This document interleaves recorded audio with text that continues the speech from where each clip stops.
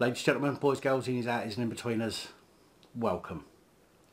The Metropolitan Police seem to have apologised yet again for getting things wrong. This is becoming something of a habit for the Metropolitan Police.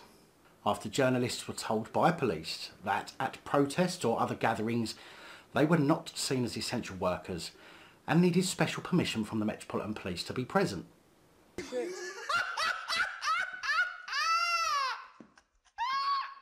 I mean, they'd just love for that to be true so they can abuse their positions without being caught on camera.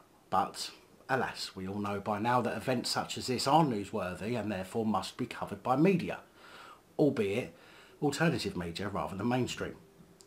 The Society of Editors has welcomed the apology from the Met Police and a statement recognising the status of journalists and their right to carry out their work following obstructions at anti-lockdown protests by police on Thursday night.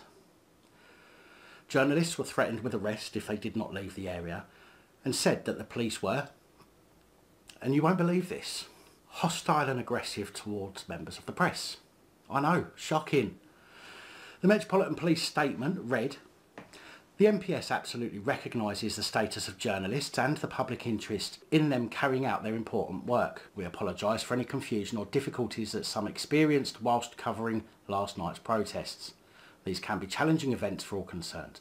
It is not always easy to differentiate journalists from participants since unlawful protests are, by their nature, often chaotic." And of course, those with press passes or press jackets or cameras clearly make it very difficult to differentiate.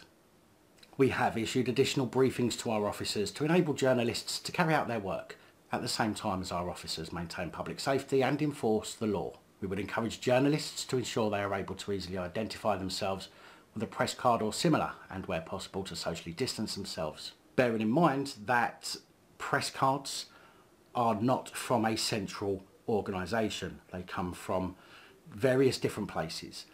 The Sun, other newspapers will issue their very own press cards. So press cards really mean nothing. This will help both professions work together more effectively and safely.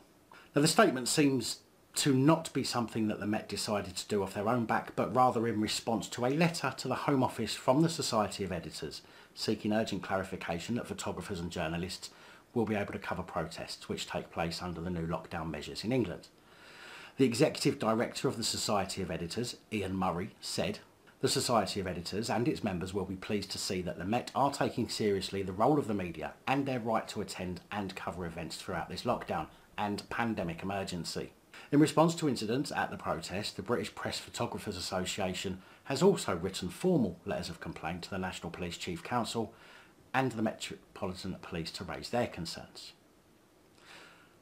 Well, what an awful shame for the police, who clearly know and understand the rules regarding the press, but all too often decide to ignore them in favour of shooing the press away from scenes where the police will know they will make cockwombles of themselves. Hard luck, boys and girls in blue. I suppose you'd just better make sure you're on your best behaviour from now on, don't you think?